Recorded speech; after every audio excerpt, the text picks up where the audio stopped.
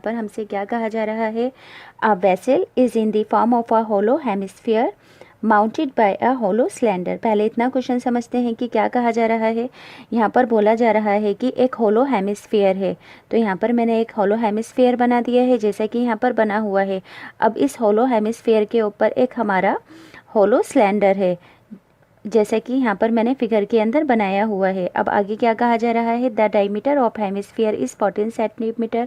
अब ये जो हमारा हेमिस्फीयर है, इस हेमिस्फीयर का जो डायमीटर है हमारा 14 सेंटीमीटर है, और जो टोटल हाइट है इस वेसल की, यानी कि हेमिस्फीयर और सिलेंडर को मिलाकर जो इसकी टोटल हाइट है 13 सेंटीमीटर हमें गिवन है।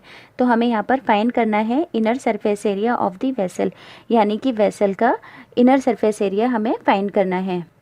अब इस क्वेश्चन के अंदर हमारी छोटी सी एक लॉजिक है। क्या, अब ये पूरा का पूरा जो वेसल है, क्वेश्चन में कहा गया है कि इसका इनर सरफेस एरिया फाइंड करना है, पर असल में हमारे पास 2 ऑब्जेक्ट्स हैं, एक तो हेमिस्फीयर है और दूसरा क्या है हमारे पास सिलेंडर। तो हम यहाँ पर क्या करेंगे कि हेमिस्फीयर का भी और सिलेंडर का भी कर्व्ड सरफेस एरिया फाइंड करेंगे। हम ऐसा क्यों करेंगे, क्योंकि जब हमारा होलो हेमिस्फीयर है तो होलो हेमिस्फीयर का जो ऊपर वाला पार्ट है वो भी खुला हुआ है, और ये जो हमारा होलो सिलेंडर है इसका टॉप और बॉटम दोनों ही खुले हुए हैं। तो इसका मतलब क्या हो गया है कि दोनों के लिए ही हमारा कर्व्ड सरफेस एरिया वाला फॉर्मूला लगकर हमारा total inner surface area find हो जाएगा।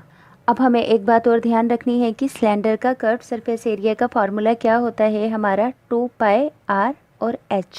तो यहाँ पर हमें सिलेंडर की अपनी हाइट फाइंड करनी है, तो सिलेंडर की पहले हाइट फाइंड करेंगे। तो हम यहाँ पर क्या लिखेंगे, हाइट ऑफ सिलेंडर निकालने के लिए टोटल हाइट ऑफ वेसल के अंदर से माइनस कर देंगे हम रेडियस ऑफ हेमिस्फीयर। अब जैसे कि यहाँ पर हमारा ये हेमिस्फीयर है, अब हेमिस्फीयर का डायमीटर हमें 14 गिवन है, तो इस हेमिस्फीयर की जो हमारी रेडियस है वो कितनी होगी, 7 सेंटीमीटर। अब ये जो हमारा हेमिस्फीयर अगर हम ऊपर की साइड से देखें तो कुछ इस तरह से दिखेगा। अब जब हमारी ये रेडियस 7 सेंटीमीटर की है तो यहाँ से ये जो रेडियस होगी हमारी, तो ये भी कितनी होगी, ये भी 7 सेंटीमीटर होगी। इसलिए हम क्या करेंगे कि टोटल हाइट ऑफ वेसल के अंदर से रेडियस ऑफ हेमिस्फीयर को माइनस कर देंगे। फिर से बता देती हूँ, जैसे कि ये हमारा हेमिस्फीयर है, अब हेमिस्फीयर की रेडियस है हमारी 7 सेंटीमीटर। अगर हम ऊपर का इसका पार्ट देखेंगे तो हमें ऐसा गोल गोल दिखेगा। अब जब इधर की साइड से ये हमारा 7 सेंटीमीटर है तो यहाँ से भी 7 होगी रेडियस, इस जगह से भी 7 और ऐसे यहाँ पर भी 7। तो यहाँ पर हमारी इसकी रेडियस कितनी हो जाएगी, 7 सेंटीमीटर। तो हम क्या करेंगे, 13 में से 7 को माइनस करेंगे, यानी कि टोटल हाइट ऑफ वेसल होगा हमारा 13 सेंटीमीटर हमें गिवन है, और रेडियस क्या है यहाँ पर हमारी 7, तो ये आ जाएगी हमारी 6 सेंटीमीटर।